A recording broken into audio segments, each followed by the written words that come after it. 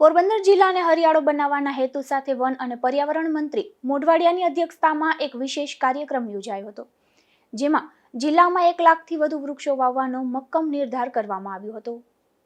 આ તકે વન અને પર્યાવરણ મંત્રી અર્જુનભાઈ મોઢવાડિયાએ જણાવ્યું હતું કે કુદરતે પૃથ્વી પર એક અદ્ભુત ચક્ર બનાવ્યું છે, જેમાં આપણો કચરો વૃક્ષોનો ખોરાક બને છે અને તેના બદલામાં વૃક્ષો આપણને અમૂલ્ય ઓક્સિજન આપે છે। હાલના સમયમાં ગ્લોબલ વોર્મિંગ અને ક્લાઇમેટ ચેન્જના જે પડકારો ઊભા થયા છે, તેના ઉકેલ માટે વડાપ્રધાનના એક પેડ માં કે નામ અભિયાનમાં જોડાવા તેમણે સૌને આહવાન કર્યું હતું।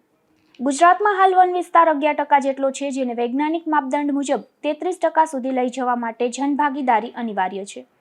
આ દિશામાં નક્કર પગલાં લેતા સરકારે આંધ્રપ્રદેશની મોડલ નર્સરીની તર્જ પર 25 એકરમાં આધુનિક નર્સરી વિકસાવવાનું આયોજન કર્યું છે, જ્યાંથી લોકોને રાહત દરે રોપાઓ ઉપલબ્ધ થશે। વધુમાં તેમણે ઉમેર્યું હતું કે માત્ર વૃક્ષારોપણ જ નહીં, પણ તેના ઉછેર અને જાળવણી પર પણ ભાર મૂકવો જોઈએ, જેના માટે આગામી 3 વર્ષ સુધી રોપાઓની ખાસ માવજત કરવામાં આવશે।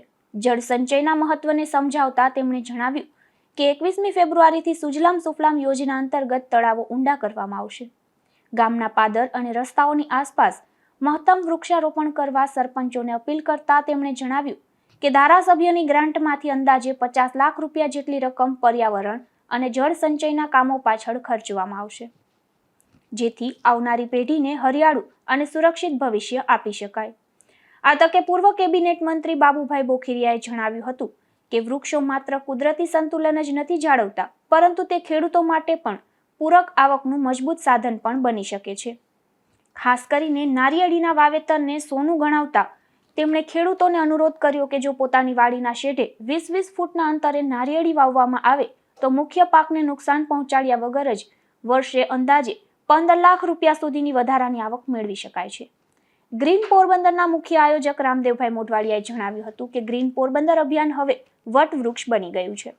શરૂઆતમાં માત્ર 2 થી 4 હજાર વૃક્ષોનો લક્ષ્યાંક હતો, પરંતુ દાતાઓના સહયોગથી અત્યાર સુધીમાં 9,000 વૃક્ષો વવાઈ ચૂક્યા છે અને ટૂંક સમયમાં આ આંકડો 12,000 સુધી પહોંચશે।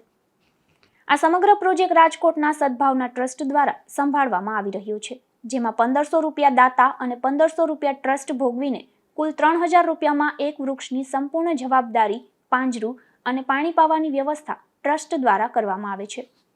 હવે આ અભિયાનને પોરબંદર શહેરથી વિસ્તારીને સમગ્ર જિલ્લાના ગામડાઓ સુધી લઈ જવાનું આયોજન છે, જેમાં અંદાજે 1.5 લાખ વૃક્ષો વાવવાનું મહત્વાકાંક્ષી લક્ષ્ય રાખવામાં આવ્યું છે।